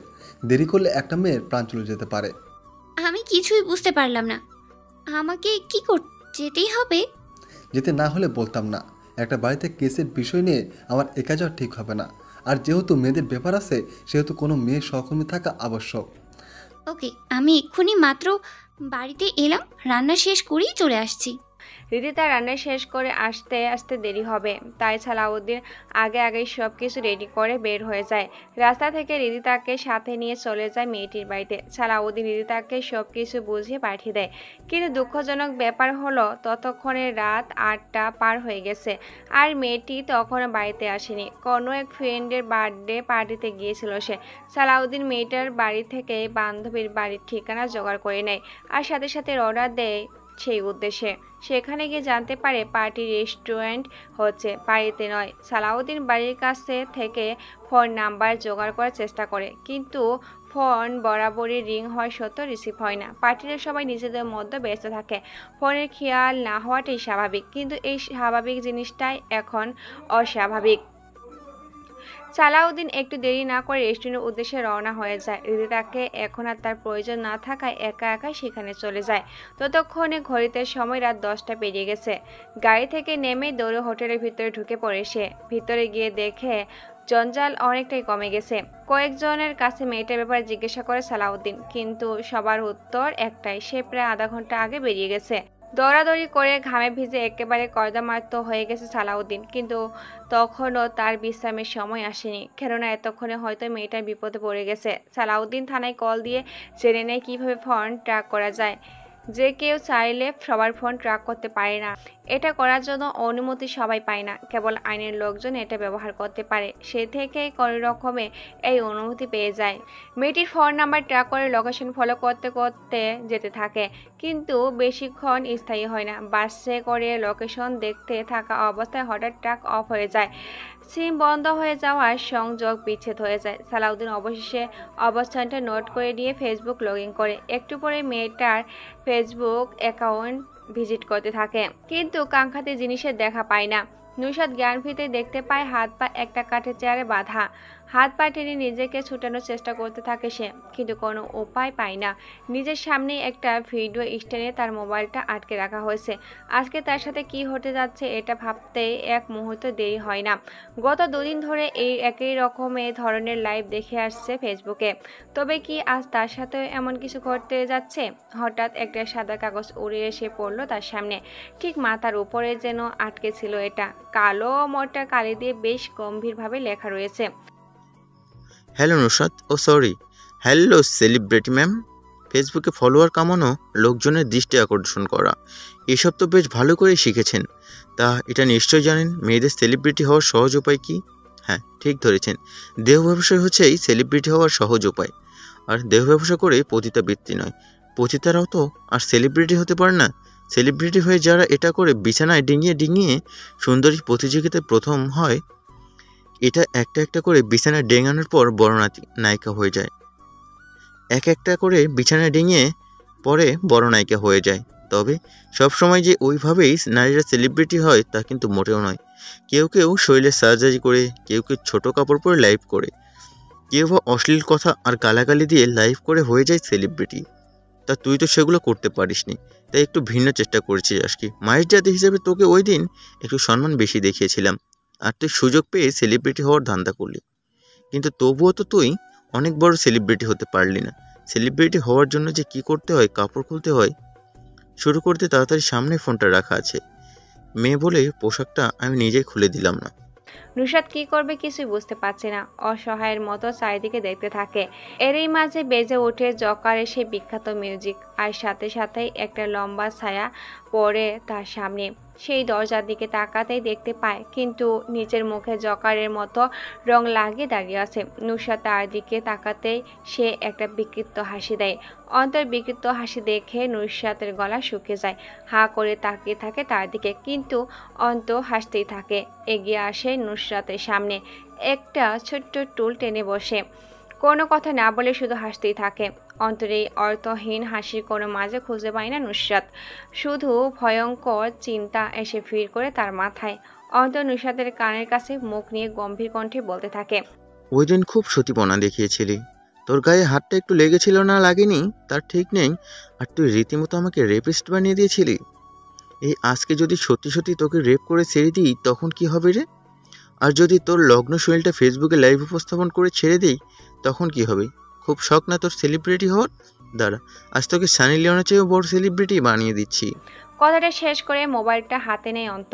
নিজের ফোনের ওয়াইফাই কানেক্ট করে নুসরাতের ফোনে, অতঃপর নুসরাতের ফোনে একটা ফেসবুক লগ ইন করে পোস্ট অপশন থেকে একটা লাইভ স্টার্ট করে দেয় সে। অনেকক্ষণ ধরে কাঙ্ক্ষিত লাইভের জন্য অপেক্ষা করেছিল সালাউদ্দিন। হঠাৎ নুসরাতের অ্যাকাউন্টটা অ্যাক্টিভ হয় আর সাথে সাথেই একটা লাইভ স্টার্ট হয়ে যায়। নুসরাত জাহান মেয়েটির ফেসবুক ফলোয়ার প্রায় 30,000। লাইভ স্টার্ট হওয়ার সাথে সাথে কয়েক শত ভিউজ পেয়ে যায়। এই লাইভটাতে সে একই ক্যাপশন, এ নিউ অপারেশন। মাত্র 3 শব্দের এই ক্যাপশনটা এখন মানুষের নম দাঁড়িয়ে করে দেওয়ার মতো ক্যাপশন। সালাউদ্দিন জেমে আটকে পড়ে যায়। বাসের পিছনের দিকে সিটে বসে কানে হেডফোন গুঁজে লাইভ দেখতে শুরু করে সে। অন্ত ছোট চুল টেনে নিয়ে বসে তার সামনে, অতঃপর নুসরাতের কানের কাছে মুখ নিয়ে গম্ভীর কণ্ঠে বলতে থাকে, একদম কাঁদবি না। কান্নার জন্য তোর ড্রপ ইন না খাইয়ে রাখিনি। আজকে শুধু চিৎকার করবি তুই। চিৎকার করে বলবি আমি ছিলাম নির্দোষ, তুই নিজের স্বার্থের জন্য মিথ্যা বলছিলি। বল, চিৎকার করে বল। মেয়েটি কোনো কথাই বলে না, কেবল কেঁদেই চলেছে। তার কান্না যেন সহ্যই হয় না অন্তরের। মেয়েটির মুখ চেপে ধরে বলে, চুপ, একদম চুপ, কোনো কান্নাকাটি হবে না আজ। আজ কেবল চিৎকার করবি তুই, শুধুই চিৎকার। বল, তাড়াতাড়ি বল। মেয়েটি কি করবে বুঝতে পারে না। অবশেষে হালকা স্বরে বলে অন্তর নির্দোষ হওয়ার কথা। কথাটা শেষ হতে অন্তর একটা বিচ্ছিরি হাসি দেয়, ঘাড় একদিকে কাত করে বলে, হয়ে গেল? তুই তো বলেই দিলি আসল কথা। কিন্তু এতদিন যা হয়েছে, এতদিন আমি যা সহ্য করেছি, তার কি হবে শুনি? না না না, তোকে তো শাস্তি পেতেই হবে। শাস্তি তোকে পেতেই হবে। পাশের ছোট টেবিলটা টেনে কাছে নিয়ে আসে অন্ত। পুরোটা টেবিল জুড়ে নানা ধরনের অস্ত্র রাখা আছে। দেখে মনে হয় যে রিমান্ডার দেওয়ার জন্য সাজানো হয়েছে এই অস্ত্রগুলো। অন্ত সেখান থেকে একটা ছোট্ট চাকু নিয়ে ধার দেওয়ার মতো করে হাতের তালুতে ঘষতে থাকে। চাকুটা বারবার মেয়েটির চোখের সামনে নাড়িয়ে বুঝতে থাকে এটা তার উপরেই ব্যবহার হবে। মেয়েটি পিছনে যাওয়ার চেষ্টা করে, কিন্তু এক চুলও নড়তে পারে না। অন্ত মেয়েটার বাম হাত টেনে ধরে চাকুটা হাতের কবজির উপর ধরে রেখে বলল, ইচ্ছা করলে তোর গায়ে সব কাপড় খুলে নিতে পারতাম, তারপর আগের দুজনের মতো ঠিক করেই শাস্তি দিতে পারতাম। তোর লজ্জাস্থানের ভিতর নার্ভগুলোর প্লাস দিয়ে টেনে বের করে নিতে পারতাম। কিন্তু মায়ের জাতি বলে ছাড় দিলাম তোকে। তোর উপরে আমার যতটা রাগ ছিল সেটা তোর গোস্ত চিবিয়ে খেয়ে ফেলার জন্য যথেষ্ট ছিল। কিন্তু মায়ের জাতি হিসেবে ছাড় পেয়েছিস তুই। মেয়েটির ভয় হয়তো অনেকটাই কমে গিয়েছিল। সে কান্না থামিয়ে এক দৃষ্টিতে তাকিয়েছিল অন্তর দিকে, কিন্তু অন্ত এতটা ভালো ছিল না। একটা বাঁকা হাসি দিয়ে মেয়েটির কবজিতে একটা পোষ দিয়ে হাতের রক কেটে ফিনকি দিয়ে রক্ত বেড়ে ছিটকে আসে অন্তরের মুখের উপরে। অন্তটার লম্বা জিভটা বের করে রক্তর ফোঁটা চেটে নেয় আর লম্বা একটা নিঃশ্বাস নিয়ে বলে, আহ, কত সুন্দর ঘ্রাণ! কতদিন অপেক্ষা করেছি তোর রক্তের ঘ্রাণ নেব বলে। মেয়েটি আকস্মিকতায় হতভম্ব হয়ে যায়। হা হয়ে তাকিয়ে থাকে নিজের হাতের দিকে। একটা চিৎকার দিয়ে শান্ত হয়ে এক দিকে তাকিয়ে থাকে। অন্ত হাসতে হাসতে চাকুটা রেখে দেয়। মেয়েটির হাতে ব্যান্ডেজের কাপড় পেঁচিয়ে দিয়ে প্লাসটা হাতে নেয়। লোহার প্লাস, ওজন প্রায় 1 কেজি। প্লাসটা মেয়েটির চোখের সামনে কতক্ষণ ক্যাস ক্যাস শব্দ করে সেটা দিয়ে। অতঃপর মেয়েটির নিচের ঠোঁটে চাপ দেয় সেটা দিয়ে। এক ঠোঁটে প্লাস লেগে থাকার ফলে চিৎকারও করতে পারে না মেয়েটি। অন্ত প্লাসটা ছেড়ে দিতে মেয়েটির ঠোঁটের সাথে আটকে ঝুলে থাকে। প্রায় 1 কেজি ওজন একটা ঠোঁটের পক্ষে বহন করা সম্ভব না। ঠোঁটটা আস্তে আস্তে দাঁতের মাটি থেকে খুলে আসতে চায়। অন্ত মেয়েটির কানের কাছে মুখ নিয়ে বলতে থাকে, এই তো ঠোঁট দিয়ে ওই দিন যতগুলো মিথ্যা কথা বলেছিলি, আজ দেখ কেমন লাগে। মেয়েটি যথাসম্ভব ঠোঁট বাঁকা করে টেনে নেয়, সহ্য করার চেষ্টা করে, কিন্তু অন্তর সহ্য হয় না। সে টুল থেকে উঠে দাঁড়ায়, একদম ছুঁচালো একটা চাকু দিয়ে মেয়েটার পুরো শরীর ছিন্ন ভিন্ন করতে থাকে। একদম বারুদের আঁচড়ের মতো দাগ ছেয়ে যায় মেয়েটির পুরো শরীর। কাপড়টা বহু টুকরো হয়ে যায়, তবু শরীরের সাথে আটকে থাকে শয়তানের মতো হ হ করতে থাকা হাসি। আবারও পৌঁছাতে শুরু করে মেয়েটির সারা শরীরে। বাস ব্রেক করতেই লাইভ থেকে চোখ সরে যায় সালাউদ্দিনের। বাইরে তাকিয়ে দেখে লোকেশনে পৌঁছে এসেছে। তাড়াতাড়ি বাস থেকে নেমে বাড়িটার উদ্দেশ্যে রওনা হয় সে। বাড়ির ভিতরে ঢুকতেই দেখে শুধু একটা রুম থেকে আলো আসছে। তাড়াতাড়ি রুমের দরজায় কান পাতে সে। ভিতরের শব্দ শুনেই বোঝা যায় এটাই আসল ঠিকানা। প্যান্টের পিছন থেকে লাইন সেজ করা পিস্তলটা বের করে সে দরজার প্রচণ্ড জোরে লাথি দেয়। দরজাটা খুলে একদিকে বাড়ি খায়। ভিতরে তাকাতে দেখে মেয়েটি ছিন্ন ভিন্ন লাশ মাটিতে পড়ে আছে, আর অন্ত একটা চাকু হাতে তার দিকে তাকিয়ে আছে। সালাউদ্দিন দু কদম এগোতেই অন্ত তার হাতে চাকুটা সালাউদ্দিনের বরাবর ছুঁড়ে মারে। সালাউদ্দিন একদিকে সরে এসে একটা গুলি করে দেয় অন্তর হাঁটুর উপরে। অন্ত মাটিতে পড়ে গিয়ে আবারও উঠে বসে চেয়ারের উপরে, ইশারায় বুঝিয়ে দেয় সে আত্মসমর্পণ করেছে। সালাউদ্দিন একটা মুচকি হাসি দিয়ে আরেকটা চেয়ার টেনে অন্তর সামনে বসে বলে, মানলাম তোমার সাথে যা হয়েছে তা খারাপ হয়েছে, তাই বলে সাইকো হয়ে যাওয়ার তো কোনো মানেই হয় না। ইচ্ছে হলো তাই হয়ে গেলাম, কিন্তু আপনি এখানে পৌঁছলেন কি করে? ডিটেকটিভের কাছে রহস্য বলে কিছুই নেই, সব কিছু কেবল একটু মাত্র সময়ের ব্যবধান। কিন্তু আমি তো কোনো সূত্র রাখিনি। সূত্র ছিল, তোমার ডায়লগই ছিল সূত্র। মানে কোন ডায়লগ? মনে আছে তোমার সাথে ঘটে যাওয়ার ঘটনার পর দিন তুমি ফেসবুকে একটা স্টোরি দিয়েছিলে আই অ্যাম দ্য ভিলেন নামে? তা থেকে কিভাবে?